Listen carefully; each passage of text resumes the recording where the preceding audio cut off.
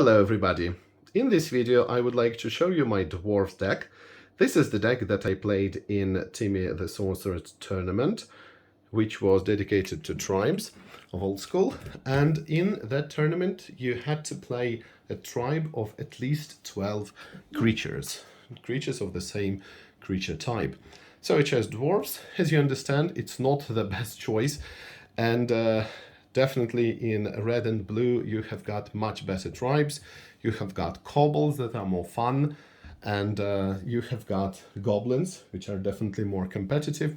But here it is. It's a unique opportunity, I thought, because I can play Dwarven Lieutenant. This is a card that I always was interested in, and they did not disappoint, unlike all of the other dwarves. So my match record is actually 1-2, so I won one match, lost two, and then I had to drop from the tournament. I didn't play the fourth match, and I basically couldn't make it because of my summer holidays, but I fully and honestly admit that I would have lost that match against the Jin deck. You may have seen my Ifrit and Jin deck video, and you can imagine that the Dwarves wouldn't hold up very well against that. So yes, it is a mostly red deck with blue splash, we can say. And we have got 12 mountains. We have got 4 volcanics, of course, and 4 cities of brass. This might have been too much, but I really wanted to have blue. And now that I think about it, I could have switched that for Sol Ring, for example, because we do have the burn plan here as well. There is the lotus. There are the 2 moxen in the appropriate colors, of course, and the so much needed strip mine. And after that, let's look at the dwarves themselves. So we've got 2 copies of Dwarven Armorer. Didn't use him much. He was pretty much as bad as I had expected, and the weaponsmith was even worse, because let's face it, what could I sacrifice to him? A Black Lotus or maybe a Mox, but I did use it maybe only once. By itself, not such a good card, but then again we had to have 12 dwarves at all times, right? So you just pick a tribe.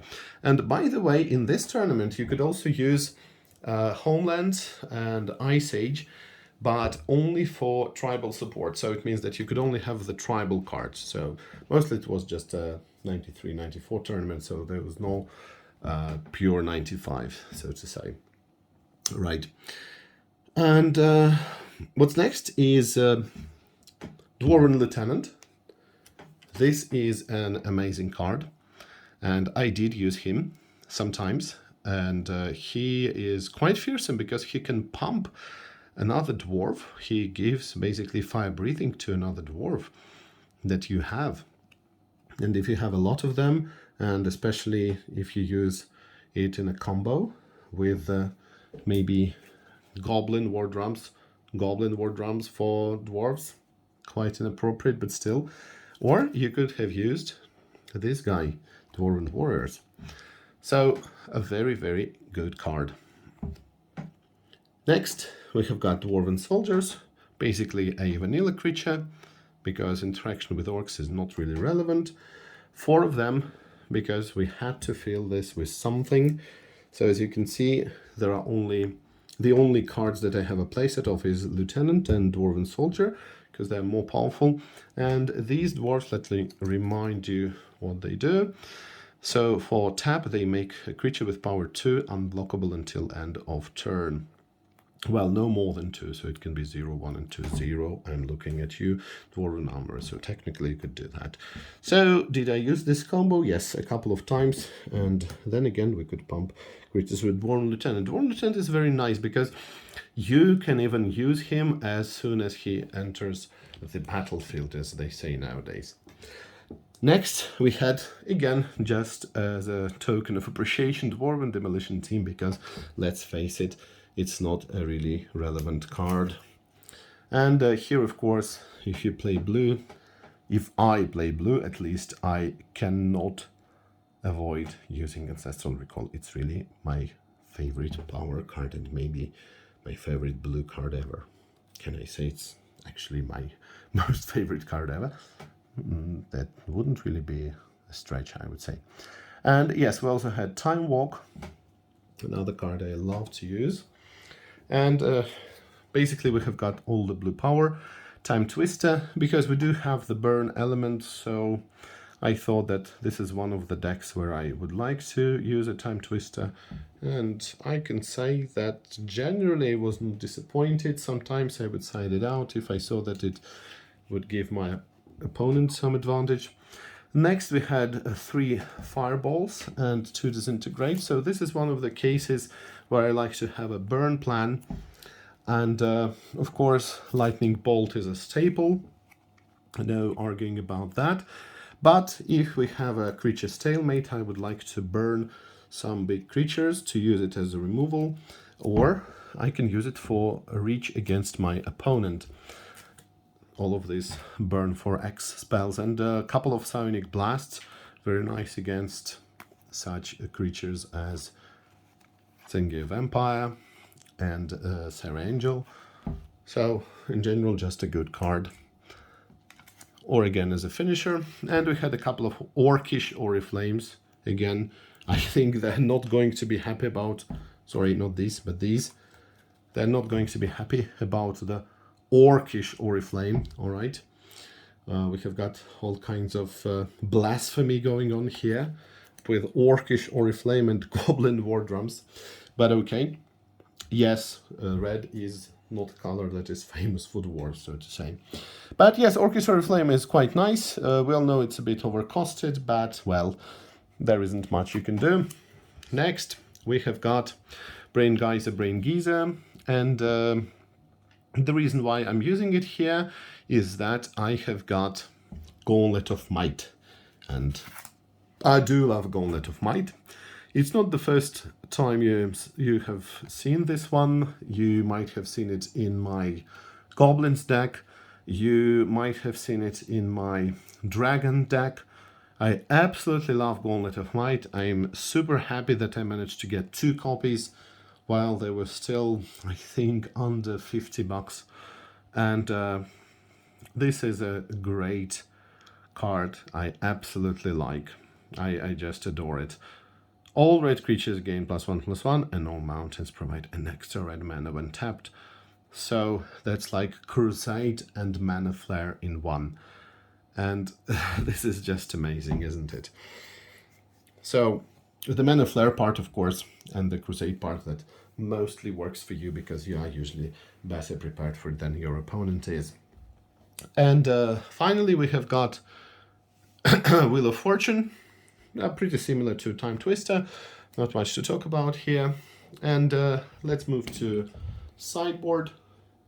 In the sideboard, I, of course, kind of expected that my opponents would use some good creature removal, but then again, there was this very important rule that you couldn't go under 12 creatures of the tribe. So I would usually remove 4 dwarves because I had a total of 16 dwarves, and try to move to more burn plan. So we had forks that can act as a pseudo counterspell or can help me to cast a big fireball and fork it, especially if I have got Gauntlet of Might, could cause tremendous damage. So there are a lot of things you can do with fork.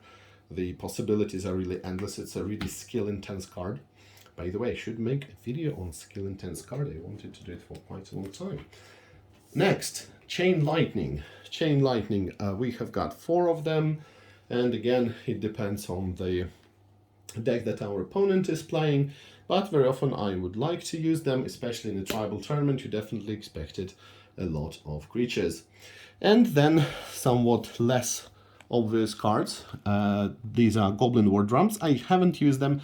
Maybe there have been occasions where I could have done this, but I just didn't do it. So how it works is that basically, as they would say nowadays, your creatures gain Intimidate. Am I right? I'm not sure. But almost, maybe it's not Intimidate, it's Menace. I forgot, doesn't matter. It's still 1994, we don't know all of these keywords. So each attacking creature control that opponent chooses to block may not be blocked with fewer than 2 creatures. So basically, if you have 6 creatures and your opponent has 6 creatures, then it means that 3 of your creatures will be unblocked. And that's very nice, especially for our friend Dwarven Lieutenant here. So there it is. And finally, we have got some nice color hosers, specifically land hosers, flash fires. And I don't think I ever used them, but I could have done this, and this would have helped me a little bit, but my matchup with white is quite sad to watch. I will still upload the videos of the matches someday, I think, but yes. And there is this very rarely talked about card, because it's much more rarely seen than Tsunami.